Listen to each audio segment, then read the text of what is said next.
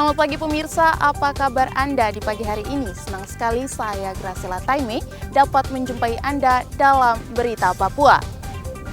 Sejumlah informasi menarik dan teraktual telah berhasil dirangkum tim redaksi kami. Berikut 3 berita utama hari ini.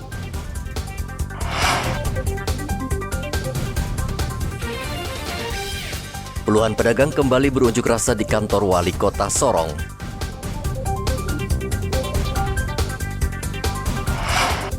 Data penerima bantuan sosial di Merauke bermasalah.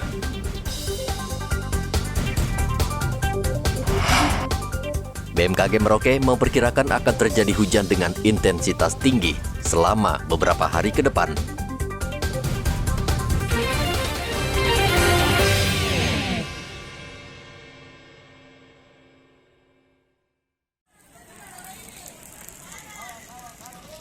Puluhan pedagang pasar Rufai di Kota Sorong kembali berunjuk rasa.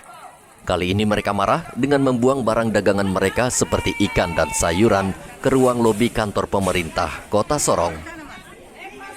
Mereka juga membakar ban di depan lapangan apel kantor Pemkot Sorong. Sudah 2 hari puluhan pedagang menyampaikan aspirasi mereka agar Pemkot menutup pasar lama Boswesen yang hingga kini masih ramai dikunjungi pembeli. Menurut mereka, pemerintah lamban mengambil langkah sehingga pasar modern menjadi sepi pembeli. Kekesalan mereka semakin menjadi-jadi karena pemerintah Kota Sorong tidak menanggapi tuntutan mereka. Akhirnya asisten 2 bidang perekonomian dan pembangunan Setda Kota Sorong menemui para pedagang. Ia berjanji akan segera menertibkan pasar lama Boswesen dan pengunjung akan diarahkan ke pasar modern. Kami hanya berharap saja Bapak Ibu tidak bermaksud untuk membantu ikut mengamankan, tidak. Tapi membantu ikut menertibkan saja. Tidak perlu hadir di sini, tapi ikut tenang melihat apa yang nanti kita lakukan di sana dan mendukung program ini. Ya? Jangan lagi gabung yang ada di sana, yang di Boswesen itu, dan gabung lagi. Ya. Nanti pertahanan di sana saja. Setelah kita gusur semua, kita arahkan masuk ke pasar modern. Tidak ada alasan lagi untuk mau bikin apa di situ. Betul. Itu yang Ya, tapi itu yang menjadi perhatian yang paling utama. Tak lama kemudian Pemkot Sorong menertibkan pedagang di pasar lama. Meski diwarnai protes dan penolakan, penertiban berlangsung aman dan lancar. Sejumlah pedagang dibantu petugas membenahi lapak pedagang dan dipindah ke pasar Rufai. Kapolres Sorong Kota, Ajun Komisaris Besar Polisi Yohanes Kindangen yang turun langsung meminta para pedagang pasar lama Boswesen mematuhi aturan pemerintah. Yang lebih bagus, lebih bersih, lebih higienis, dan untuk kendaraan sudah disiapkan untuk melalui di sana. Ya, saya harapkan semua yang berjual di sini tidak ada aktivitas lagi. Sekali lagi saya sampaikan, tidak aktivitas lagi. Ya, saya mohon kerjasama karena dari pemerintah sudah menyiapkan yang paling bagus. Pasar modern, ya, pasar modern ini biaya anggaran dari negara sudah memakan banyak, ya, anggarannya sudah banyak, jadi tolong kerjasamanya, tidak ada yang berjualan di sini. Saya harapkan tidak ada berjualan di sini. Kalau ada yang berjualan, saya akan tangkap kalian semua untuk bawa ke sana. Pemerintah Kota Sorong sejak tahun lalu membangun pasar baru Rufai agar pedagang tidak berjualan di pasar lama Boswesen karena sudah sangat kumuh. Topan melaporkan dari Sorong, Papua Barat.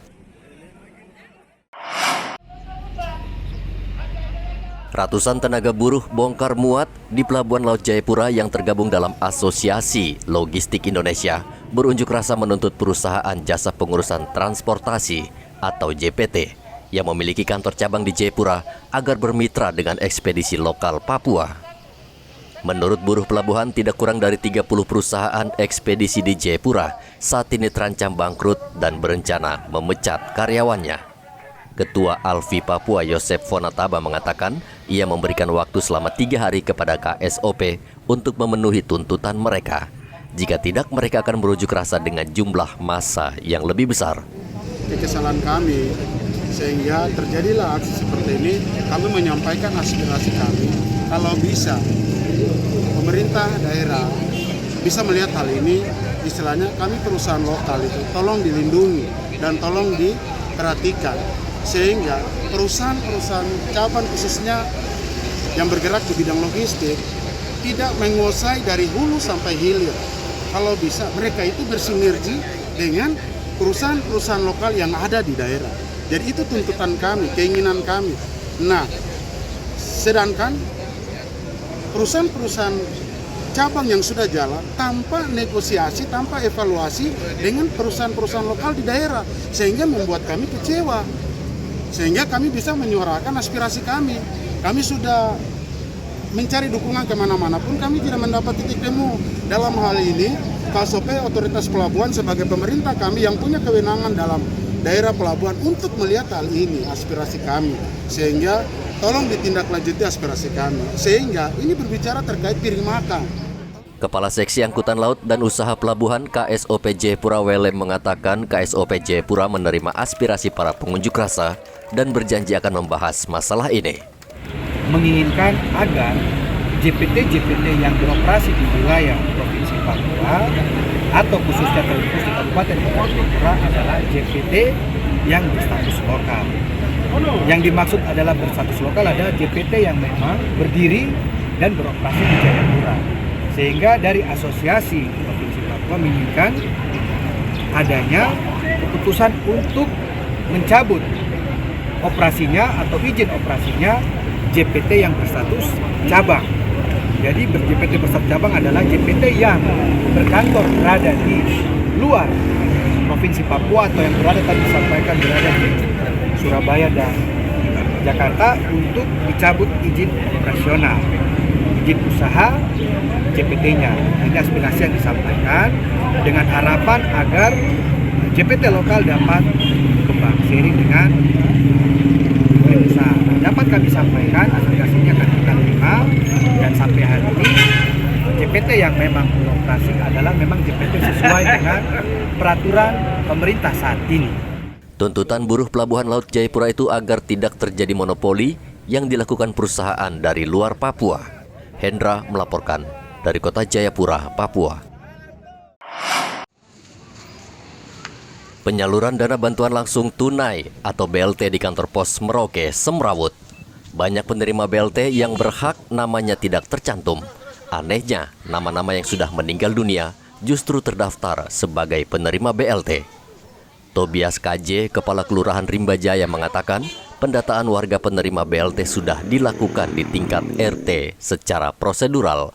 Kemudian data tersebut juga sudah diverifikasi dan diserahkan ke Dinas Sosial sebagai daftar dan data paten penerima BLT. Namun yang keluar justru data penerima yang sudah wafat.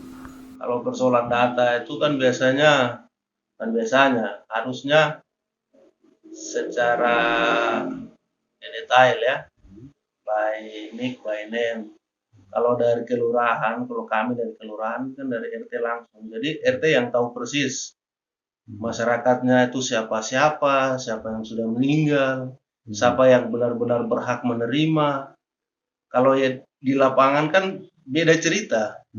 Ini orang yang sudah meninggal 1, 2 tahun, 5 tahun, bahkan sampai 10 tahun ke atas pun masih ada namanya. Nama masih keluar. Masih keluar di situ. Itu yang jadi pertanyaan bagi kami, maksudnya dari atas sudah minta data, kami sudah kirim. Kok sampai di lapangan datanya berubah ya. Nah, itu yang jadi pertanyaan. Maksudnya kalau mau disalah-salahkan bilang apa dari kami orang kelurahan, saya pikir kami bisa menyanggah hal itu. Karena kami dari kelurahan sudah kirim data sesuai. Persoalan pendataan penerima BLT memang masih kacau dan semrawut. Kasus ini juga terjadi di beberapa daerah. Pemerintah seyogyanya membenahi sistem pendataan ini karena tanpa pendataan yang baik dan akurat, penyaluran dana BLT menjadi tidak bermanfaat, bahkan bisa menimbulkan kekacauan. Muhammad Ridwan melaporkan dari Merauke, Papua.